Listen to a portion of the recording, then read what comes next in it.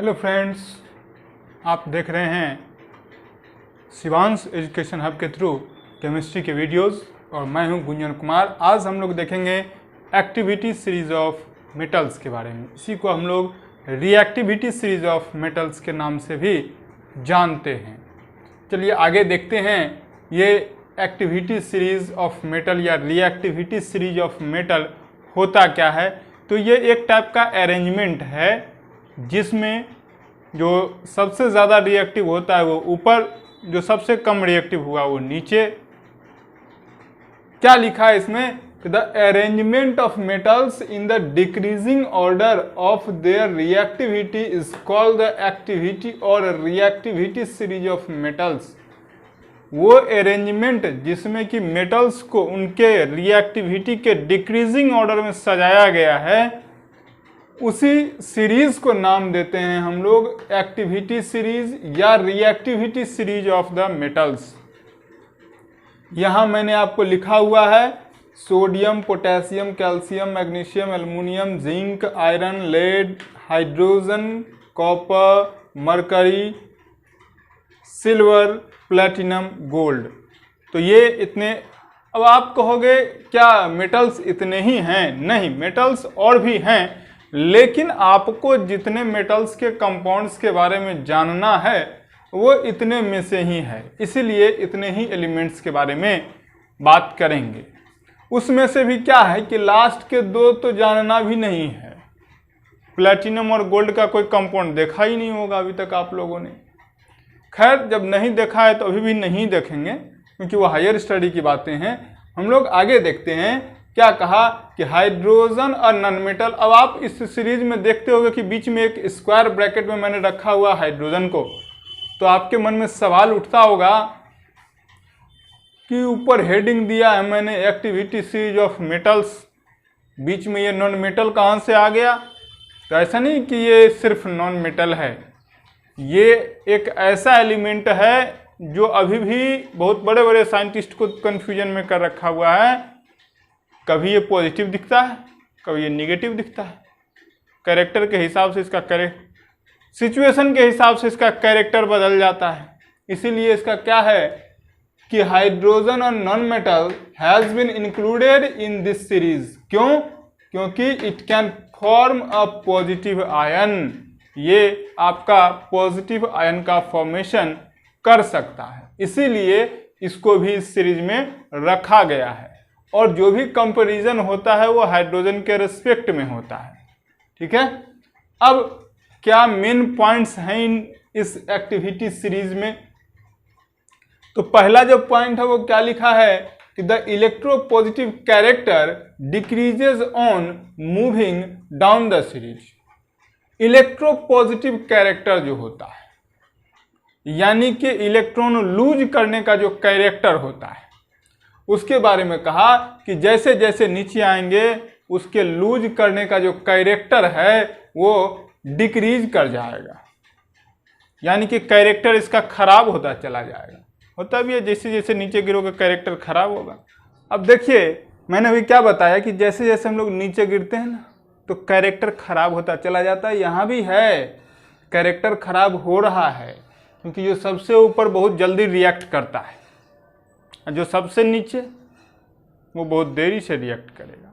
हाँ, तो अब यहाँ जो है मैंने लिखा कि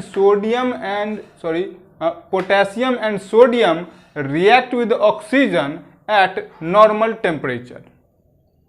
ये आपका सोडियम और पोटेशियम जो है ना वो नॉर्मल टेम्परेचर पर रिएक्शन करता है। Burn when heated forming super oxide and if oxygen is in limited supply then their oxides is form. कहता क्या है कि अच्छा खासा अमाउंट में यदि है ऑक्सीजन के प्रेजेंस में हम लोग बर्न करवाएं, हीट करवाएं, तो क्या होगा? सुपर ऑक्साइड का फॉर्मेशन होगा। लेकिन यदि ऑक्सीजन लिमिटेड कर दिए तो ये आपको क्या बनाएगा? ऑक्साइड बनाएगा। जैसे यहां मैंने लिखा, क्या लिखा है?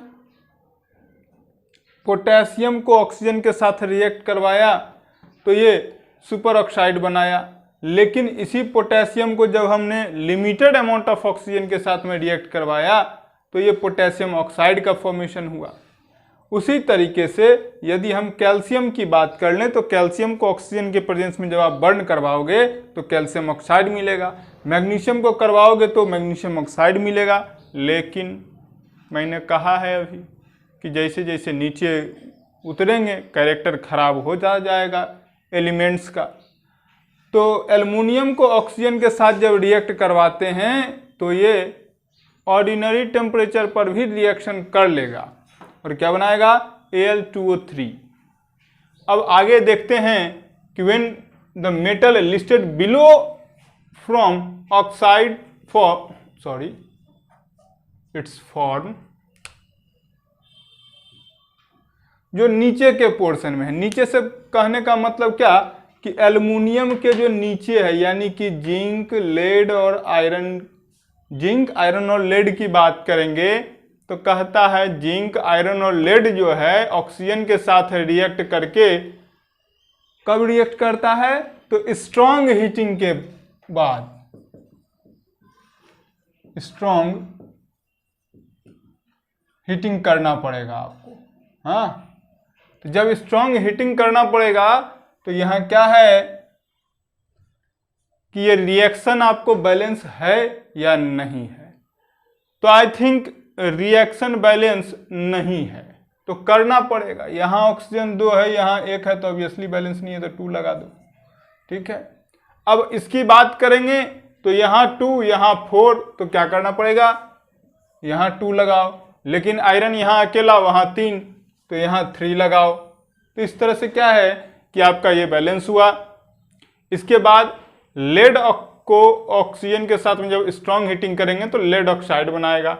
अब ये भी बैलेंस नहीं है, करना पड़ेगा, यहाँ भी 2 लगाओ और यहाँ भी 2 लगाओ। ऑक्सीजन को रहने देते हैं, ऑक्सीजन के नीचे की बात करते हैं।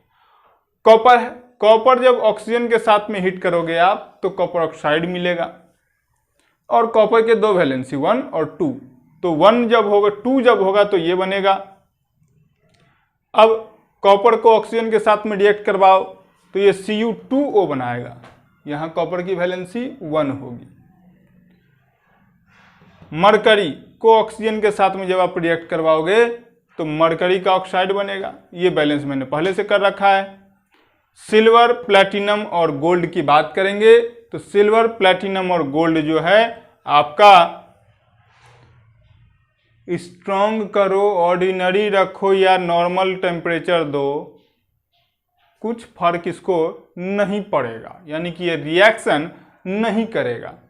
सेकेंड पॉइंट में क्या लिखा है मैंने कि the reducing power of metals decreases, metal का जो रिड्यूसिंग पावर होता है वो डिक्रीज करता है। कब, on moving down the series.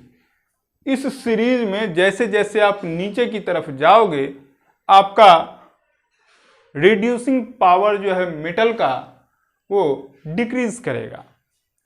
Potassium का क्या है कि ये सबसे बढ़िया रिड्यूसिंग एजेंट है, ये याद रखना है क्योंकि टॉप मोस्ट में है, ये सबसे ऊपर में पोटेशियम, इसलिए रिड्यूसिंग एजेंट जो होगा सबसे बढ़िया कौन, पोटेशियम। अगला जो पॉइंट है उसमें क्या लिखा है, the tendency of metals to lose valence electron that is to get oxidised decreases on moving down the series. कहता है कि वैलेंस इलेक्ट्रॉन लूज करने का जो कैरेक्टर है वो जैसे जैसे आप टॉप टू बॉटम जाओगे इस सीरीज में तो क्या है कि इलेक्ट्रॉन लूज करने का कैरेक्टर डिक्रीज करेगा। हाँ, लिखा भी है, get oxidised decreases on moving down the series. ये क्या है, ऑक्सीडाइज्ड होगा और इसका जो वैलेंस इलेक्ट्रॉन लूज करने का जो कैरेक्टर है वो डिक्रीज करेगा। अब यहां मैं आपको एक चीज बता दूं, यहां जो लिखा है कि Fe+O2, तो यहां जो Fe3O4 मैंने लिखा है वो एक्चुअल में 2 पार्ट में बनता है। एक पार्ट होता है Fe2O3 और दूसरा पार्ट होता है FeO। हाँ, तो ये दोनों मिलकर के क्या हो गया, Fe3O4 हो गया। इसलिए इस चीज के बारे में ज्यादा टेंशन नहीं लेने का है।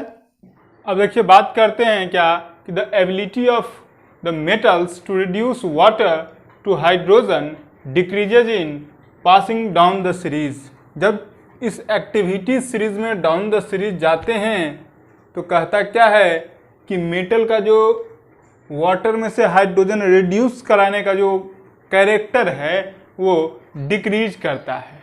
देखिए यहाँ पोटेशियम है, वाटर के साथ जब रिएक्ट किया तो पोटेशियम हाइड्रोक्साइड और हाइड्रोजन का फॉर्म हुआ। सोडियम और वाटर के साथ जब हुआ तो सोडियम हाइड्रोक्साइड और वाटर का फॉर्मेशन हुआ। यहाँ आप देखोगे क्या है कि इग्निटेड बाय हीट इवॉल्व्ड लिखा हुआ है। कहने का मतलब कि हद से ज़्यादा मतलब अच्छे खासे अमाउंट में हीट का यहाँ यूज होता है। फिर कैल्शियम को वाटर के साथ जब करवा रहे हैं तो कैल्शियम हाइड्रोक्साइड हुआ और हाइड्रोजन रिलीज होगा। इसको आपको जलाने की ज़रूरत नहीं पड़ेगी। मैग्नीशियम को जब आप वाटर के साथ करवा रहे हो तो ये स्लोली रिएक्ट करता है। मैग्नीशियम ऑक्साइड और हाइड्रोजन गैस बनेगा, लेकिन ये धीरे धीरे रिएक्ट करता है। तो यहाँ आपने देखा कि बहुत तेजी के साथ ये हुआ, ये उससे थोड़ा धीमा हुआ, ये बहुत ही धीमा हो गया। इसके आगे की बात करते हैं।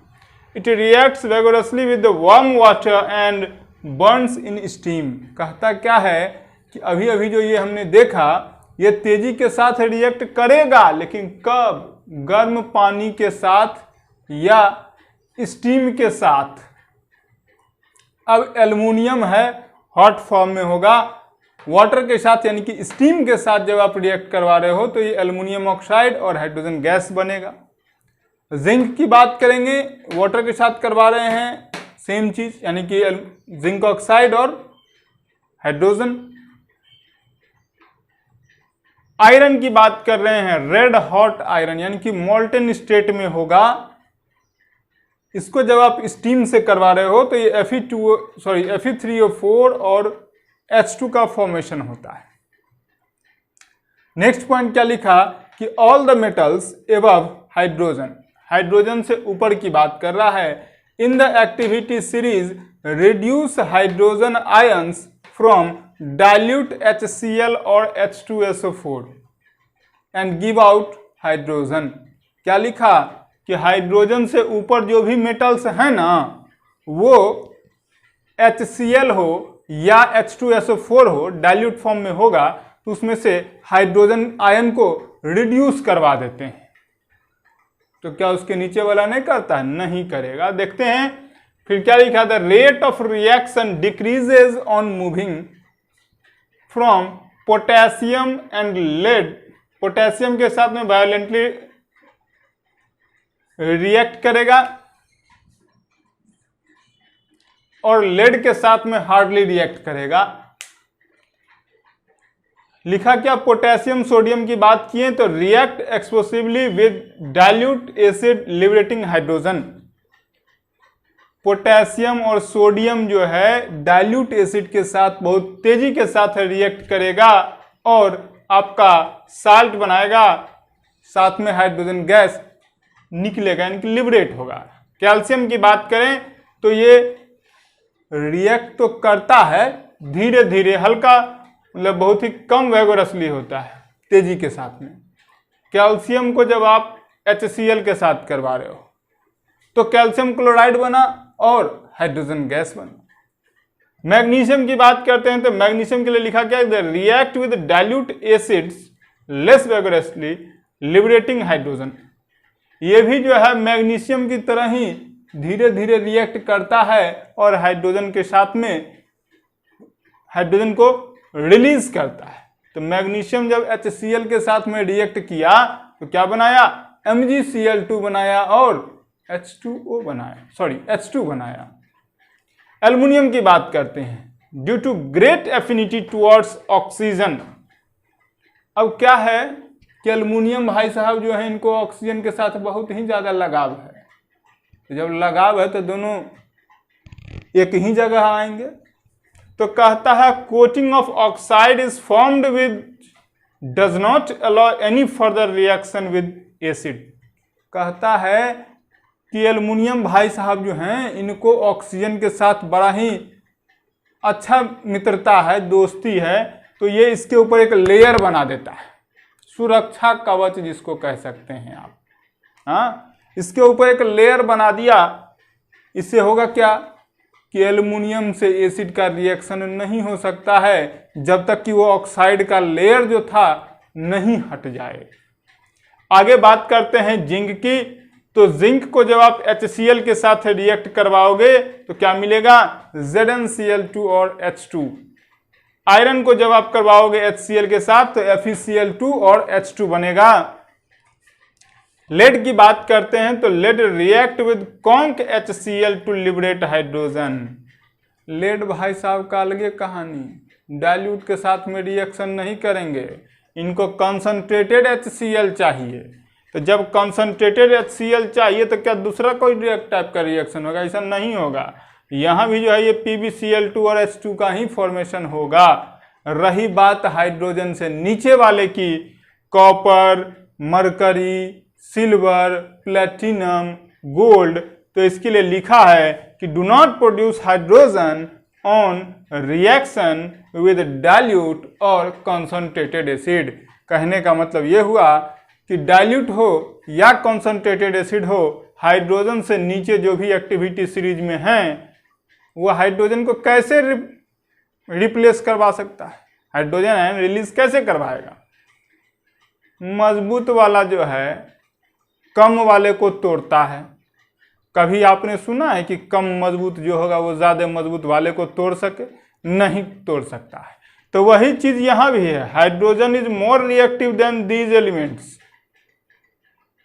इसलिए ये एलिमेंट्स जो है हाइड्रोजन रिप्लेस नहीं करवा सकता है, कंसंट्रेटेड एसिड हो या डाइल्यूट एसिड हो। आगे देखते हैं क्या कि any metal higher of the series displace of metal below it from form the salt solution of the letter.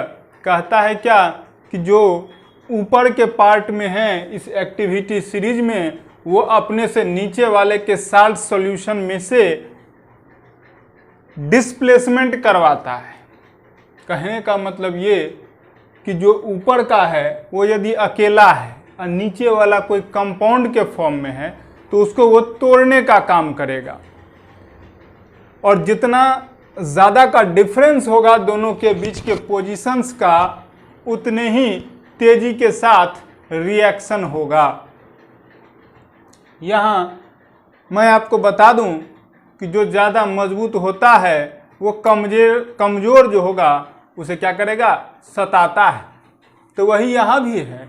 Zinc जब है तो कॉपर क्लोराइड को कहता है कि भाई यहाँ तो मैं मजबूत, तुम कहाँ से, चलो क्लोरीन को छोड़ो। तो क्लोरीन यहाँ से हट करके जिंक के साथ में अटैच हुआ और कॉपर भाई साहब निकल लिए साइड से। लेकिन यदि इसका उल्टा हो जाए कि कॉपर रहे अकेला और जिंक रहे क्लोरीन के साथ में, यानी कि जिंक क्लोराइड के फॉर्म में, तो यदि चाहेंगे कि रिएक्शन करवा दें तो रिएक्शन नहीं होगा। ठीक है। आगे पार्ट जो है वो क्या कहता है, reduction of metallic oxide. Metallic oxide के रिएक्शन के बारे में बात करते हैं। तो क्या लिखा कि metals like potassium, sodium, calcium, magnesium and aluminium की बात किया, can not be reduced by common reducing agent. ये जो है कॉमन रिड्यूसिंग एजेंट के थ्रू नहीं रिड्यूस होते हैं। तो कॉमन रिड्यूसिंग एजेंट कौन कौन? तो हाइड्रोजन, कार्बन मोनोऑक्साइड या फिर कार्बन, इसके थ्रू ये रिड्यूस नहीं हो सकता है। However, metal oxides below aluminum can be reduced by heating the presence of reducing agents। लेकिन एल्युमिनियम के नीचे के जो कंपाउंड्स हैं उनको आप इन रिड्यूसिंग एजेंट्स के साथ में हीट करोगे तो आपको नए कंपाउंड्स मिलेंगे। जैसे कॉपर ऑक्साइड की बात कर लें कॉपर ऑक्साइड को जब आप कार्बन के साथ में रिएक्ट करवाओगे यानी कि हीट करोगे तो आपको कॉपर और कार्बन मोनोऑक्साइड का फॉर्मेशन होगा। कॉपर ऑक्साइड को जब आप कार्बन मोनोऑक्साइड के साथ में हीट करोगे तो कॉपर और कार्बन डाइऑक्साइड मिलेगा। इसी कॉपर ऑक्साइड को जब आप वाटर के साथ में करोगे तो आपको कॉपर ऑक्साइड को आप हाइड्रोजन के साथ में करोगे तो आपको क्या मिलेगा, कॉपर और वाटर मिलेगा। लेड ऑक्साइड की बात कर लें तो सिंपल सी बात है, लेड ऑक्साइड को जब आप कार्बन के साथ में करोगे तो कार्बन मोनोऑक्साइड, कार्बन मोनोऑक्साइड के साथ में करोगे तो कार्बन डाइऑक्साइड, हाइड्रोजन के साथ में करोगे तो वाटर का फॉर्मेशन होगा। मेटल तो सब में कॉमन है। आयरन 2 ऑक्साइड की बात करते हैं। अब यहां मैं आपको बता दूं आयरन 2 ऑक्साइड मैंने यहां क्यों लिखा है, क्योंकि इन केसेस में आयरन की वैलेंसी 2 है। आपको मैं बता दूं कि आयरन के 2 वैलेंसीज होते हैं, एक तो 2 और दूसरा 3। तो यहाँ 2 वैलेंसी वाला आयरन है इसलिए 2 लिखा हुआ है। तो FeO को जब आप कार्बन के साथ करवाओगे तो Fe+CO यानी कि कार्बन मोनोऑक्साइड, कार्बन मोनोऑक्साइड के साथ में जब आप FeO को करवाओगे तो Fe+CO2 यानी कि कार्बन डाइऑक्साइड, हाइड्रोजन के साथ में जब आप FeO को रिएक्ट करवाओगे तो आपको Fe और H2O मिलेगा। अब बात करते हैं action of heat on some metallic oxides. कुछ मेटालिक ऑक्साइड्स जो हैं उन पर हीट का क्या इफेक्ट पड़ता है। तो पहला जो है potassium, sodium, calcium, magnesium, aluminium, ये जो 5 हैं इनके ऑक्साइड्स की बात कर लें। लिखा है क्या, oxides of metals from potassium to aluminium are stable to heat and so can be reduced only by electrolysis। कहता है क्या कि पोटेशियम, सोडियम, कैल्शियम, मैग्नीशियम और एल्युमिनियम के जो ऑक्साइड्स हैं ये हीट के लिए स्टेबल होते हैं। मतलब कि नॉर्मली हीट से ये नहीं, इसको कुछ बिगड़ने जाएगा, लेकिन हीट को यदि आप इलेक्ट्रोलाइसिस के थ्रू आप करवा रहे हो ये काम तो ये रिड्यूस होंगे। अगला है जिंक की बात। तो कहता है क्या कि zinc oxide can be reduced by Coke only. Coke क्या होता है, तो वो कोका कोला वाला कोक न, वो कोक नहीं है। कोक होता है आपको कोयला को जब एब्सेंस ऑफ वाटर में एब्सेंस ऑफ ऑक्सीजन में बर्न करवाया जाता है। कैसे बर्न करवाएगा, तो कोयला के ढेर को जो है मिट्टी से ढक करके उसमें आग लगा देता है तो एक नए सब्सटेंस का फॉर्मेशन होता है। This substance is known as coke. देखिए ये तो हो गया। बात करते हैं आयरन, लेड और कॉपर की। तो लिखा है क्या, oxides of iron, lead and copper are reduced by carbon, carbon monoxide, hydrogen and ammonia। तो आयरन हुआ, लेड हुआ या कॉपर हुआ तो इनके ऑक्साइड्स को यदि रिड्यूस करवाना होगा तो क्या लिखेंगे, रिड्यूसिंग एजेंट के रूप में कार्बन, कार्बन मोनोऑक्साइड, हाइड्रोजन या फिर अमोनिया की बात करेंगे। अब रही बात मरकरी और सिल्वर की, तो कहता है क्या कि oxides of mercury and silver decomposes to give metal and oxygen। Mercury और सिल्वर का जो ऑक्साइड होता है वो हीट के प्रेजेंस में ब्रेक होता है और मेटल के साथ में ऑक्सीजन मिलता है। तो यहाँ लिखा हुआ है कि सिल्वर ऑक्साइड जो है जब इसको हीट किए हैं तो सिल्वर और ऑक्सीजन के फॉर्म में ब्रेक किया है। अब देखिए बात करते हैं क्या एक्शन होगा हीट का कुछ मेटल हाइड्रोक्साइड के पास। तो ये पोटेशियम और सोडियम यदि है तो metal hydroxide are stable not heat and to heat and are soluble in water. क्या कहता है कि मेटल हाइड्रोक्साइड जो होता है वो हीट के लिए स्टेबल होता है और वाटर में सोल्यूबल होता है। तो किसका, पोटेशियम और सोडियम का। Calcium, magnesium, aluminium, zinc, iron, lead, copper, ये इनकी बात करते हैं तो लिखा है क्या, decompose on heating to form metal oxide and water vapour. क्या लिखा, मेटल हाइड्रोक्साइड को जब आप हीट करिएगा तो ये डिकम्पोज होगा और बनेगा क्या, मेटल ऑक्साइड और वाटर वेपर। तो यहाँ कॉपर हाइड्रोक्साइड को जब हीट किए हैं तो क्या मिला, कैल्शियम हाइड्रोक्साइड को जब आप हीट किए हैं तो क्या मिला, कैल्शियम ऑक्साइड और वाटर। इसी तरीके से जिंक हाइड्रोक्साइड की बात करेंगे तो जिंक ऑक्साइड और वाटर मिलेगा। वाटर कैसा फॉर्म में, स्टीम के फॉर्म में, यानी वाटर वेपर के फॉर्म में। ये लेड हाइड्रोक्साइड की बात करेंगे तो लेड ऑक्साइड और वाटर बने, ये वाटर वेपर। फिर कॉपर हाइड्रोक्साइड की बात करेंगे तो कॉपर ऑक्साइड और वाटर वेपर का फॉर्मेशन हुआ। अब मरकरी और सिल्वर की बात कर लें, क्या लिखा, एल मेटल है, मेटल ऑक्सीजन वाटर वेपर। तो यहां जो है आपको मेटल हाइड्रोक्साइड ब्रेक करता है मेटल ऑक्सीजन और वाटर वेपर मिलेगा आपको। तो AgOH जो है यानी कि ये सिल्वर हाइड्रोक्साइड जो है आपको डिकम्पोज होकर के सिल्वर, ऑक्सीजन और वाटर वेपर में ब्रेक करता है। अब बात करते हैं action of heat on carbonates. Carbonate जो होता है उसके ऊपर कैसा इफेक्ट होगा, तो पहला जो दो element it means potassium and sodium की बात करते हैं, stable to heat and soluble in water, ये वाटर सोल्यूबल होता है। Calcium, magnesium, aluminium, zinc, iron, lead, copper, इसकी बात करते हैं तो लिखा है क्या, decompose on heating with decreasing vigour to form the metal oxide and carbon dioxide. इसको जब आप हीट करोगे तो क्या होगा, ब्रेक करेगा किसमें, तो मेटल ऑक्साइड में और कार्बन डाइऑक्साइड में। तो मैग्नीशियम कार्बोनेट को जब आपने हीट किया तो ये मैग्नीशियम ऑक्साइड और कार्बन डाइऑक्साइड में ब्रेक किया। जिंक कार्बोनेट को जब आप हीट करोगे तो जिंक ऑक्साइड और कार्बन डाइऑक्साइड, उसी तरीके से कॉपर कार्बोनेट को जब आप हीट करोगे तो आपको कॉपर ऑक्साइड और कार्बन डाइऑक्साइड का फॉर्मेशन होगा। अब मरकरी और सिल्वर की बात कर लें तो क्या करता है, इसके कार्बोनेट्स को जब आप हीट करोगे तो आपको मेटल, ऑक्सीजन और कार्बन डाइऑक्साइड गैस मिलेगा। तो Ag2CO3 को जब आप हीट करोगे तो Ag it mean silver, oxygen और कार्बन डाइऑक्साइड आपको मिला। इसी में अब हम लोग थोड़ा सा एक चेंजिंग करेंगे। क्या चेंजिंग करेंगे मैं आपको बता रहा हूं। कार्बोनेट के जगह